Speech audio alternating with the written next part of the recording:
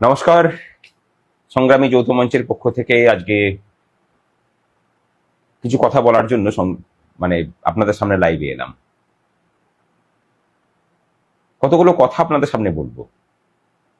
আজ যুগপৎ দুটো ভিন্ন আঙ্গিকের ঘটনা ঘটেছে এবং দুটো ঘটনায় দুটো পৃথক চরিত্রের মানুষ তাদের চরিত্রের কথা তুলে ধরেছেন তাদের লড়াই দিয়ে, আর কেউ তাদের আত্মসম্মান বিসর্জনের মধ্যে দিয়ে।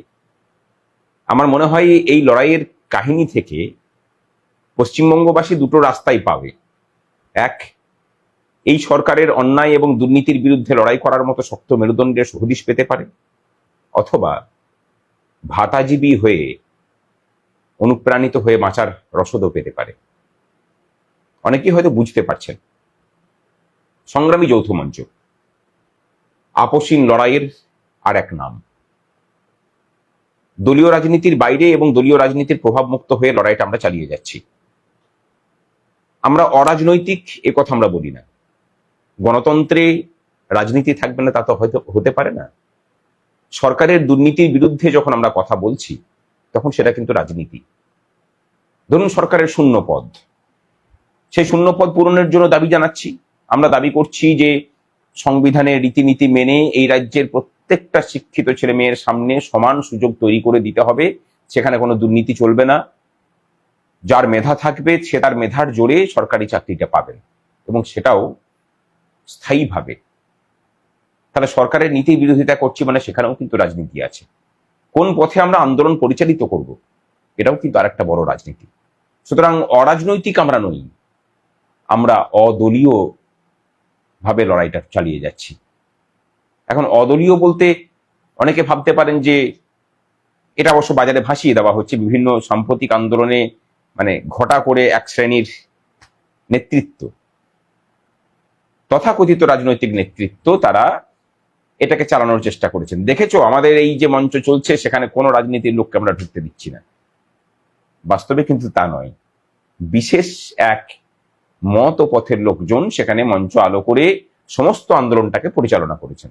সেটা অভয়ের কাণ্ড হতে পারে, সেটা তারপরে 26,000-এর মামলা হতে পারে, কোথাও সরকারের দল ঘুরপথে আন্দোলন কন্ট্রোল করেছে, কোথাও অতিবাম এসিউসি এবং নকশাল্লা করেছেন অভয়াকাণ্ডে। যেমন তাদের রাজনৈতিক পরিচিত মুখেরা মঞ্চ আলো করে বসে থেকেছেন আর মুখে বলেছেন, দেখেছো এইরকম অরাজনৈতিক আন্দোলন হয় না। তারপরে যখন সেই আন্দোলন মুখ থুবড়ে পড়েছে, সেই আন্দোলনকে যখন বিক্রি করা হয়েছে, তারা কিন্তু কোনো কথা বলেননি।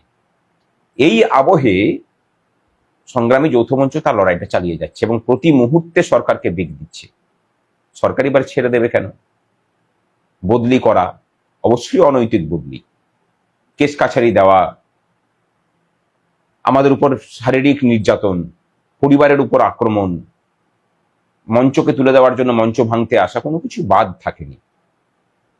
নবতম সংযোজন হয়েছে আমাদের অন্যতম নেতৃত্ব, কলকাতার নিউ সেক্রেটারিয়েট বিল্ডিং এ কর্মরত অনেকটা সিনিয়র কর্মচারী সুদীপ চন্দ্র। ব্যক্তিগতভাবে আমার অত্যন্ত ঘনিষ্ঠ এবং অত্যন্ত দক্ষ নেতৃত্ব। সুদীপের জ্ঞানগম্যি নিয়ে কোনো প্রশ্ন থাকতে পারে না। তার থেকেও যে প্রশ্নটা এই রাজ্যের আপামর বাঙালিকে হয়তো প্রেরণা দিতে পারে, সেটা হলো সুদীপের পিছনে যে মেরুদণ্ডটা আছে না, তার মধ্যে বিবেক নামক একটা স্রোত বয়ে চলে, শক্তপোক্ত, শাসকের কাছে মাথা নত করে না সেটা। সুদীপকে বদলি করা হলো আলিপুরদুয়ারে, একদম ভুটান সীমান্তে। অপরাধ অবশ্যই সরকারের বিরুদ্ধে কথা বলা, আর সংগ্রামী যৌথ মঞ্চের বিভিন্ন যেসব ডেপুটেশন গুলো হয় তার অন্যতম সদস্য থাকেন সুদীপ চন্দ্র। অত্যন্ত দক্ষভাবে তার নিজের কথাবার্তা রাখেন কর্মচারীদের হয়ে। সেটা সরকার সহ্য করবে কেন? যতই হোক মুখ্যমন্ত্রীর ব্যক্তিগত সম্পত্তি থেকে এই রাজ্যের কর্মচারীরা বেতন পান কিনা। লড়াইটা কিন্তু আমরা ছেড়ে দিইনি, আমরা লড়াইটা শুরু করলাম।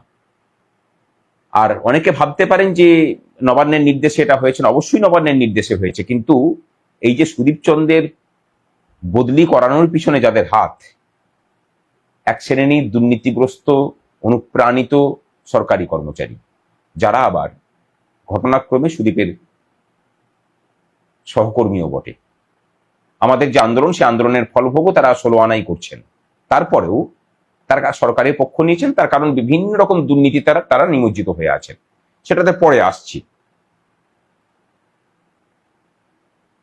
বদলিটা এমন সময় করা হলো যখন হাইকোর্টের ছুটি পড়ে গেছে।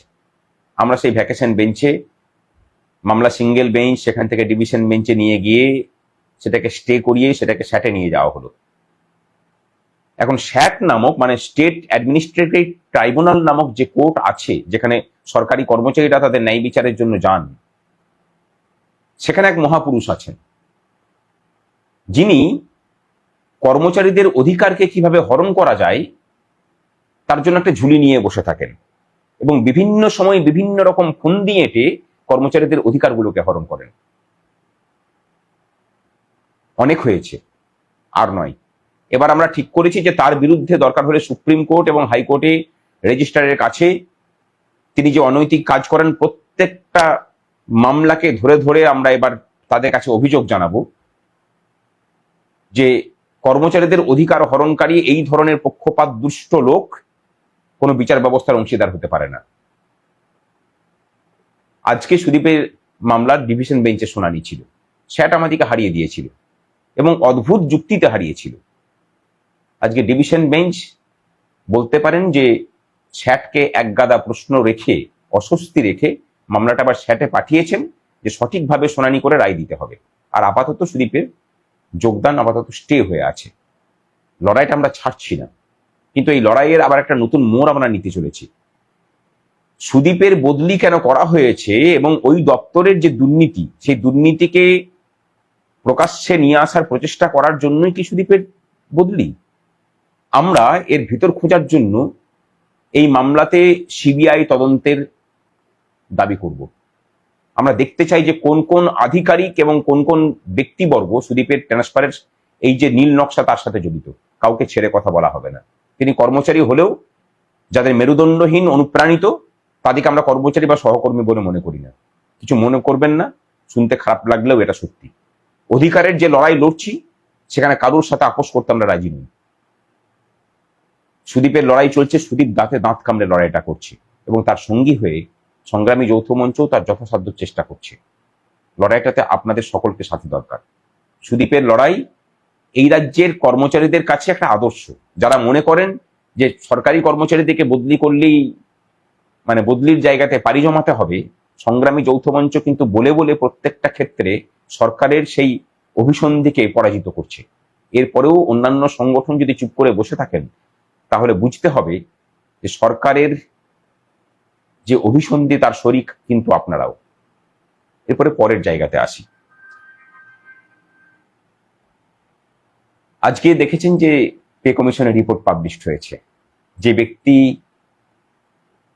মানে চেয়ারম্যান হিসেবে ছিলেন, যার কথা বলছিলাম, মেরুদণ্ড বা বিবেক বলে কোনো বস্তু সেই ব্যক্তির আছে বলে মনে করি না। অন্তত দুর্ভাগ্যের বিষয়, ভারতের স্বাধীনতার পর থেকে এই শ্রেণীর লোকেরাই কিন্তু, এই বিকৃত বিবেকের লোকেরাই ভারত মানে পশ্চিমবঙ্গকে জ্ঞানের আলো দেখাবার চেষ্টা করেছেন। তারা যেভাবে নির্ধারিত করেছেন মানে সমাজটার যেন আদর্শ সেই জায়গাতেই বাঁধা হয়েছে। যারা সরকারের আনুগত্য এবং নিজেদের আখের গোছানো ছাড়া কিছু বোঝেননি। আলটিমেটলি সাধারণ মানুষের বিবেক এবং চৈতন্য অন্ধকারে নিমজ্জিত হয়েছে, যার ফলশ্রুতি পশ্চিমবঙ্গবাসী দেখতে পাচ্ছে প্রত্যেকটা ক্ষেত্রে।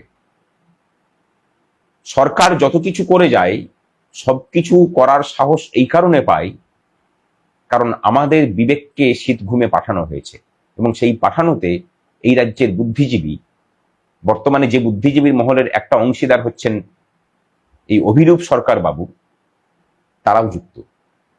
এদের পাপের ফল বাঙালি সমাজকে ভোগ করতে হচ্ছে, যার মূর্তিমান প্রতীক হলেন আমাদের মাননীয়া 14 তলায় যিনি বসে আছেন। রাজ্যের বাঙালি সমাজকে ঠিক করতে হবে কোন পথ নেবেন, কোন চরিত্রকে সামনে রেখে আদর্শ করে পথ চলবেন। সুদীপ চন্দ্রদের মতো মানুষদেরকে নাকি অভিরূপ সরকারদের মতো মানুষ যারা কিছু শব্দবন্ধ দিয়ে বেশ গুছিয়ে মিথ্যা কথাগুলো লিখতে পারেন কিছু কিছু পত্রিকাতে, তাদেরকে আদর্শ করবেন? ঠিক করতে হবে আপনাদেরকে। লড়াইটা আমরা জারি রেখেছি, আপনারা তার সঙ্গী হবেন কিনা আগামী দিনে ঠিক হবে। আসুন এই স্বৈরাচারীর বিরুদ্ধে লড়াইটা যৌথবদ্ধভাবে করি, সমস্ত লড়াইয়ে পরস্পরের পাশে থাকি, এই রাজ্যের মানুষ পক্ষের জয় হবে। ভালো থাকবেন সকলে।